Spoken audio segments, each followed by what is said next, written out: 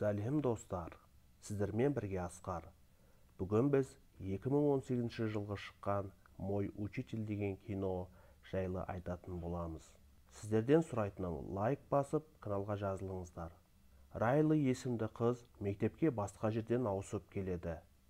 Оның әкесі Крис те сол мектепке мұғалім болып кіреді. Кристің алғашқы жұмыс күні. Ол мектептің атақты қыздары Кайла мен Тришаның көзіне түседі. Сабақтан соң Кайла Кристің қызы Райлиға барып танысып, үйіне шақырады. Екеуі әңгімелесіп, Райли әкесі мен анасының ажырасып кеткенін айтады. Оның анасы басқамен кетіп қалғанын түсіндіреді. Сол түні Кайли түсінде Кристі көріп, оған ғашық болып қалады. Келесі күні Триша Райлимен достасып танысады. Бұны көрген Кайлиге ұнамайды. Содан кейін Кайли Райлиге Триша қауіпті қыз, онымен достаспа, ол мұғалімдермен көп араласады. Өткен жылы тарих мұғалімімен жатқан дейді. Сол күні кешке Кайланың анасы Джесқа Крис келеді. Олар арасындағы қырындау сөздерін көріп, Кайло қызғанып кетеді де, үстіне әдейілеп ваза суын төгіп алады. Мақсаты үйіне Кристі қалдыру еді. Сосын Крис Кайланың үйінде қалады. Ертесіне мектепте Кайла мен Райли кездеседі. Райли Тришамен кездескенін айтып жатқанда, Кайла Тришамен кездеспе, ол сені арқылы әкеңе жақындағысы келіп жүр дейді. Кайло тарих мұғалімімен Триша емес, сен жатқан екенсің деп оның бетіне айтады. Оны Триша айтқан еді дейді. Кайла оны мойнына алмайды. Райли кетіп қалады. Содан кейін Кайла Тришаны ұстап алып, екеуі сөзге келіп қалады. Келесі күні Кайла шкафында өзінің ұятсыз суреттерін тауып алады. Сосын оны Криске барып айтады. Крис оған көмектесем дейді. Кайла мен Райли екеуі қайта достасып, Кайла тарих мұғалімімен жатқанын мойындайды. Кешке жақын Крис пен Джесс кездесуге дайындалып жатады. Сол сәтте Кайла Кристің телефонына Тришадан неше түрлі ұятсыз сөздер мен суреттердің келгенін қарап, оны Джесске көрсетеді, яғни анасына көрсетеді. Джесс ашуланып Кристі айыптап, ол студент қыздармен ойнас жасап жүр деп қуып жібереді.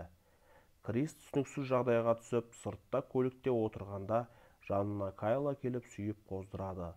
Ертесіне полиция Тришаны ұстап кетеді. Себебі мұғаліміне ұятсыз SMS-терді жібергені үшін еді. Райлидің туылған кешінде Кайла келіп құттықтайды. Сосын ол жеке бөлмеде Криспен қосылады. Оны Райли көріп қалып, ашуланып кетіп қалады. Ертесіне Джесс сабаққа келіп, Кристі ұрады. Оған Райли айтып берген еді. Анасымен сөзге келіп тұрған Кайло, мен Кристі жақсы көремін дейді. Крис болса қызынан кешірім сұрап, енді бұлай қайталамайтынын айтады. Қызы оны кешіреді. Келесі күні Кайла Тришамен алаңда кездесіп, оған жала жапқанын айтып, өз-өзін ұрып, саусағын сындырады.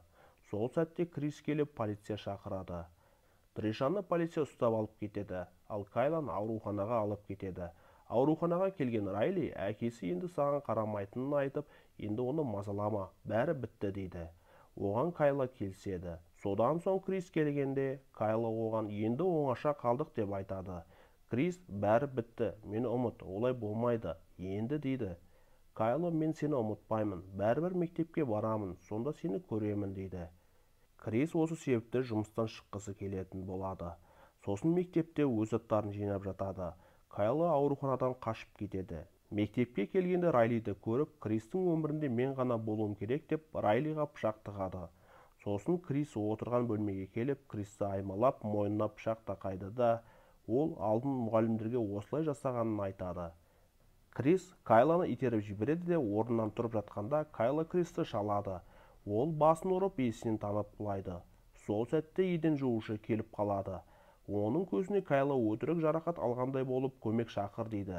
Еден жуушы кетіп бара жатқанда, Кайла оның артынан пышақ тығып, өлтіріп тастайды. Соны көрген Райли Кайламен төбелесе кетеді. Соңында Райли Кайланы есінен танғанша ұрады.